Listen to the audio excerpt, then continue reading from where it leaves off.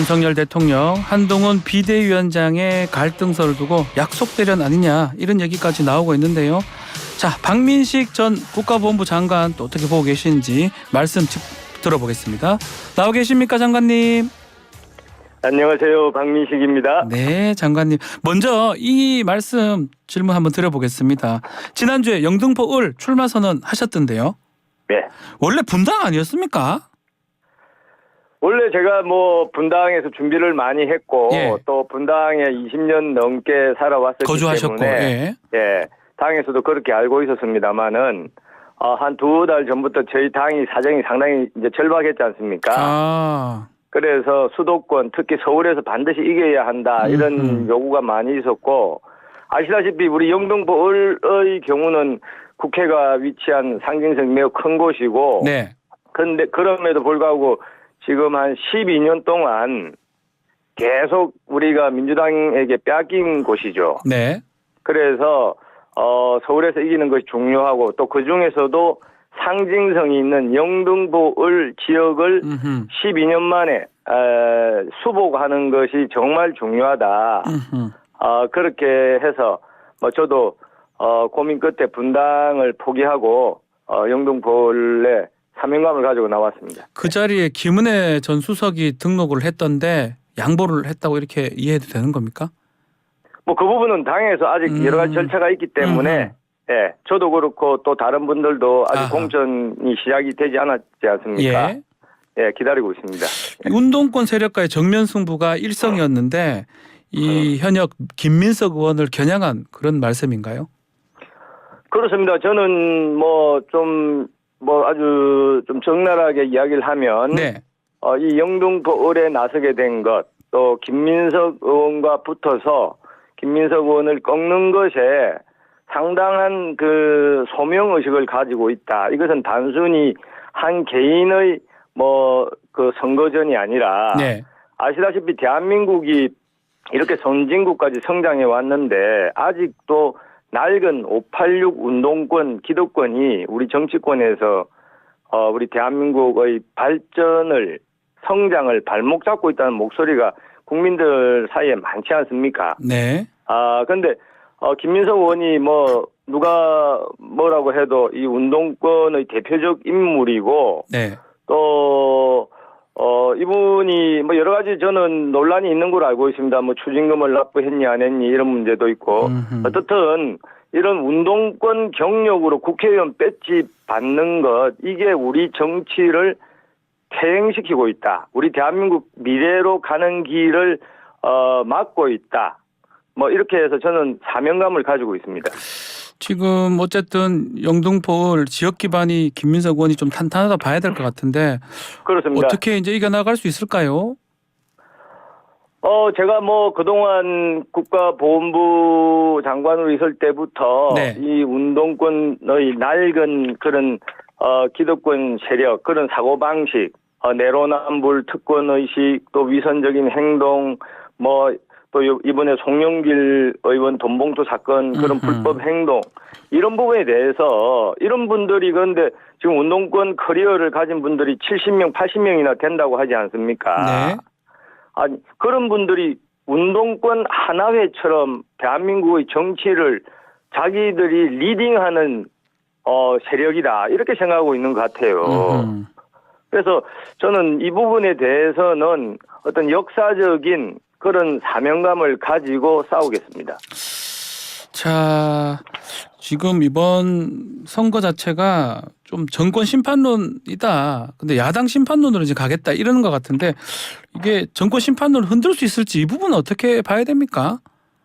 아니 이것이 정권 심판론이다, 야당 심판론이다 이런 정치 공학적인 프레임으로 저는 생각하지 않습니다. 말씀드린 것처럼 우리 대한민국의 미래와 우리 국민들의 삶을 위해 어떤 절실하고 절박한 시대적 소명이다. 많은 국민들 그 앙케이트 조사를 보면 그런 운동권, 기득권의 낡은 사고방식을 이제는 종식시켜야 된다. 이런 말씀들을 많이 하고 있지 않습니까? 아시다시피 한동훈 위원장도 또 우리 대통령님도 그런 부분에 대해서 많이 지적을 하지 않았습니까? 어떻게 보면 그런 낡은 운동권 사고방식 그런 행태는 이번 선거를 통해서 종식시켜야 되는 것이 시대 정신이다. 시대의 그런 의무이다, 책무이다라고 생각을 합니다. 자, 현안 질문도 좀 드려보겠습니다. 자, 한동훈 비대위 들어서고 좀 당내 혼란이 좀 수습되는가 싶더니 어제 돌연듯 사퇴 요구설도 제기되고요. 뭐 이 대통령실과 충돌하는 모양새인데 김건희 여사 명품백 수수 의혹 관련된 대응 때문이다 이런 얘기도 있고요. 또 사천, 공천 부분 얘기도 있고요. 어떻게 보고 계십니까?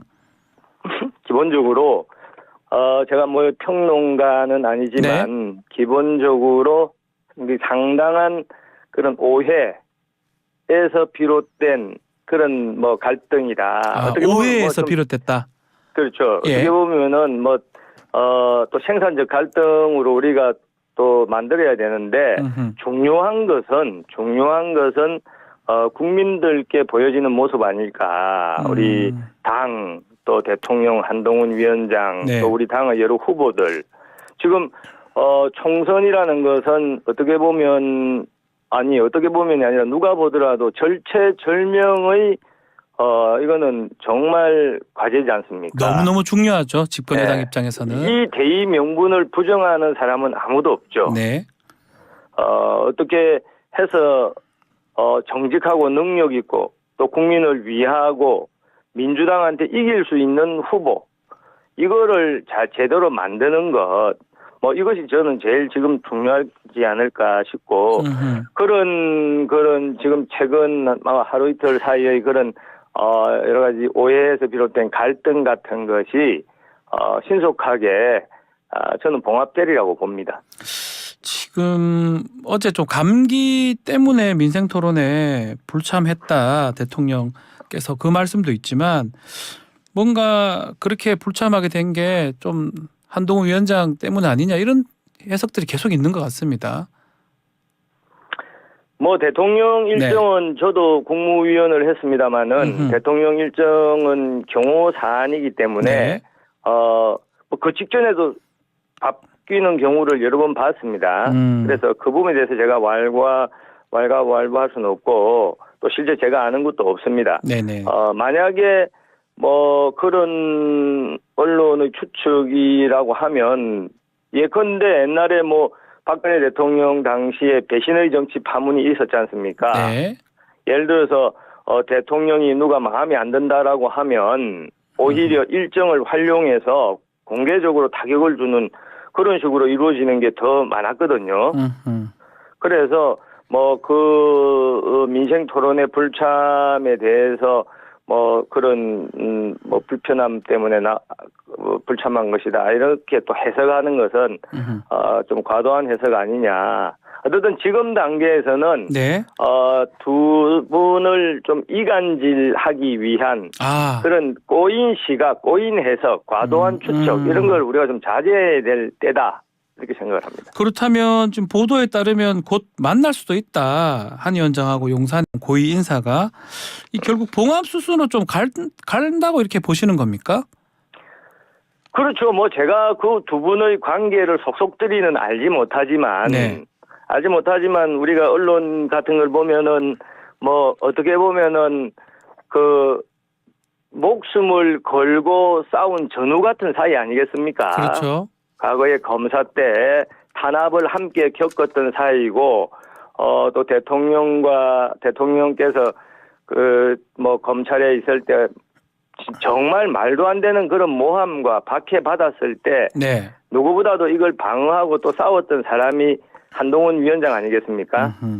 그런 어떻게 보면 사선을 같이 겪었던 사이이기 때문에 또 한 분은 지난 대선에서 국민이 불러서 지금 대통령이 되었고 또 한 분은 이번 총선에서 또 국민을 바라보고 온몸을 불태우겠다 이렇게 이제 또 우리 지지자들이 부른 분 아니겠습니까?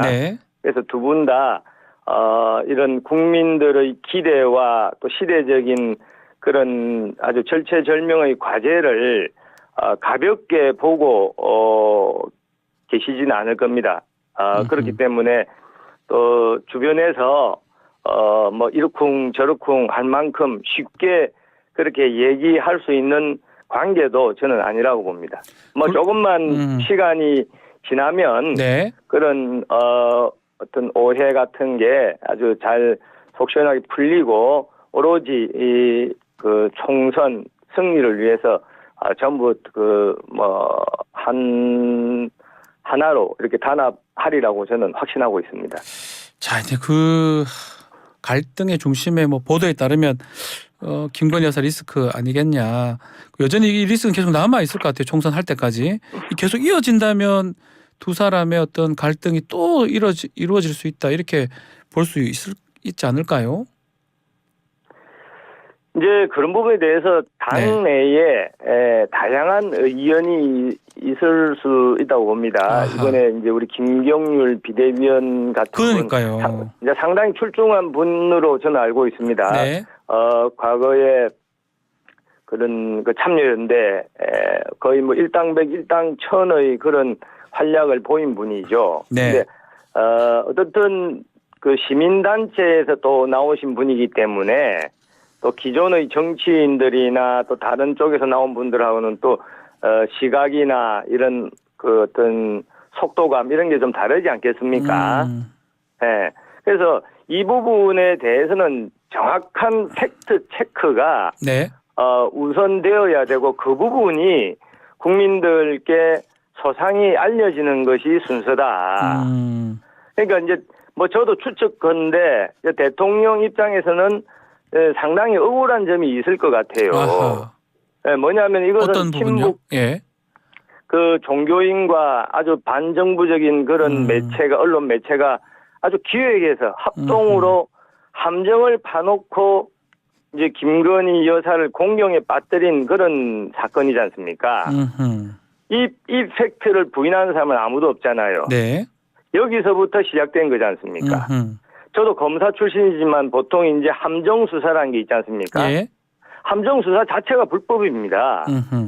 위법 수집 증거라서 증거로 사용할 수가 없는 겁니다. 근데 그런 부분에 대해서 법률가 입장에서는 이 맨 처음에 시발점이 된 이 부분에 대해서 우선 그 정확하게 국민들께 알려드리고 그리고 그 이후에 이게 김영란법 위반이냐 뭐 국고 기소되었냐 또 어떻게 반환하느냐 이런 거 지금 팩트가 아직 정확하게 알려져 있지 않습니다. 네. 그리고 법률적 검토에 대해서도 의견이 다양한 것으로 알고 있습니다.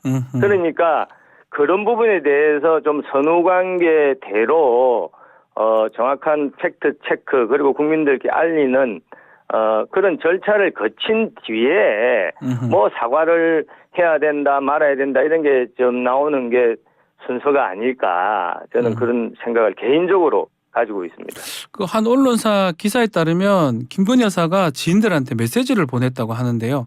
이거 예. 사과를 하면 총선에 불리하다. 뭐 이런 얘기 했다는데 그 부분 어떻게 보십니까? 아니 저는 뭐 그런 메시지 받은 적도 없고 예. 당연히 근데 예. 그것이 정치적으로 뭐 유리하다 불리하다 그렇기 때문에 사과해서는 안 된다.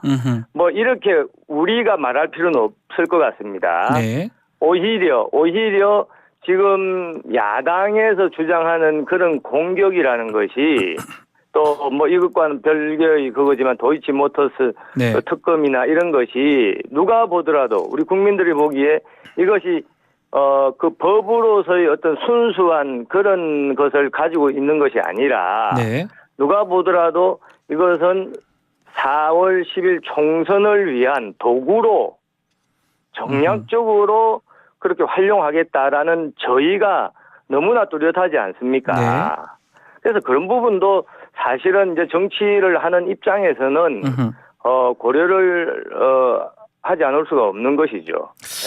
어쨌든 예. 저는 우선적으로 팩트 체크가 제대로 되어야 되고 뭐 좀 일반 국민 한 사람으로 보면 대통령 경호실이 저도 국무위원 했지만은 네. 대통령을 그 만나고 또 뭐 하는 것이 상당히 어렵습니다. 그렇죠. 대통령 경호실을 뚫고 어떻게 그런 그 몰래 카메라를 손목에 찬 그런 종교인이 그렇게 출입한 것 자체가 우선 문제고 그런 부분에 대해서 뭐 경호실이 됐든 어디가 됐든 좀 철저히 먼저 조사를 하는 것이 일의 순서가 아닐까 싶습니다. 또 하나 문제가 한동훈 위원장 사천 논란이 있는데 이 어떻습니까? 그 김경률 비대위원을 마포 을에 이제 공차를 시사한 부분 대통령실에서도 이걸 좀 문제를 삼고 있지 않습니까? 아니, 저는 그 부분도 뭐 똑같이 아까 대통령이 상당히 그런 부분에 대해서 억울하게 생각하실 것 같다. 라는 것처럼 이 부분도 한동훈 위원장이 상당히 저는 억울해할 것 같습니다. 아하. 지금 보도를 보면은 그 전에 뭐 원희룡 그 장관 인천 계양을 그 공천할 때, 뭐 그때는 아무 말이 없었지 않습니까? 그렇죠. 그리고 그때나 또 김경률 이런 부분이 지금 공천이 된 게 아닙니다. 그냥 이제 소개를 한 거지 않습니까? 소개를 했는데 이제 그때 그 전에 당 지도부와 충분히 상의를 했다. 이런 기사가 나오지 않습니까? 맞습니다. 예. 네. 그래서 이제 한동훈 위원장 입장에서는 뭐 정치라는 영역에 지금 발 디딘 지가 불과 뭐 한 달 정도밖에 안 됐는데 충분히 당 지도부하고도 상의를 해서 그거를 약간 이제 붐업 차원에서 우리가 수도권에서 승리할 비장의 카드가 있다. 열세 지역인 서울에서 분위기를 업시키려면 결국 새로운 사람, 이른바 국민들한테 좀 박수를 받을 수 있는 그런 중량급 인물 경쟁력으로 기대를 끌 수밖에 없지 않습니까? 네. 그래서 그걸 이제 소개를 참 한번 이렇게 회심의 카드로 비장의 카드로 소개를 좀 세게 한 건데 그것이 지금 뭐 사천이라고 하면 기본적으로 사천이라고 하면은 그것은 이제 뭐 누구나 다 그 좀 당선되기가 좀 다른 데보다 쉬운 뭐 좀 솔직하게 말하면 뭐 어디 여러 지역이 있지 않습니까? 좀 약간 양지라고 표현을 하죠. 양지라고 표현을 하는 뭐 서울에 뭐 예를 들어서 강남권이다. 뭐 또 저도 있었지만 뭐 분당이다. 또 영남권 TK다. 이런 데가 그런데 예를 들어서 옛날 권력의 힘으로 탁 누구를 내리꽂는 게 이게 사천이죠. 사천이지 뭐 예를 들어서 이제 지금 이번에 문제가 된 그런 마포 정청래 의원 지역구 거기에 이제 물론 고생하는 당협위원장이 있었기 때문에 그런 부분에 대해서 좀 매끄럽게 이렇게 좀 사전 조율이 있었다라면 하는 아쉬움은 있죠. 아쉬움은 있지만 그런 한동훈 위원장의 그런 그 김경률 위원을 소개한 것 자체를 두고 사천이다라고 하는 것은 아니 그 당선되기가 사실 서울에서도 가장 어려운 곳인데 누굴 보내려고 해도 아무도 안 가려고 하는 것 아니겠습니까? 뭐 옛날에 국회의원 한 사람들조차도 잘 꺼리는 그런 지역인데 그런 거를 두고 저 한동훈 위원장이 사천이다. 뭐 사천이라는 그 사리사욕이 있다는 것 아니겠습니까? 그렇죠. 그거는 과도한 해석이고 그런 것이 아까 그 명품백 그런 거 마찬가지로 대통령과 비대위원장 사이를 갈라놓으려고 하는 좀 이간질시키려고 하는 그런 사람들이 계속 그렇게 추측성으로 또 확대해서 이렇게 좀 침소봉대해서 말을 만드는 것 아닌가 해서 제가 처음부터 지금은 좀 자제해야 될 때다라고 생각을 합니다. 시간이 좀 다 돼서 마지막으로 그럼 김경률 비대위원 사퇴 없이 가는 게 맞다고 보시는 겁니까? 아니 그런 부분은 당 뭐 비대위원이나 또 본인 생각이나 당 지도부나 또 우리 그 지지자들의 여러 가지 의견이 있지 않겠습니까?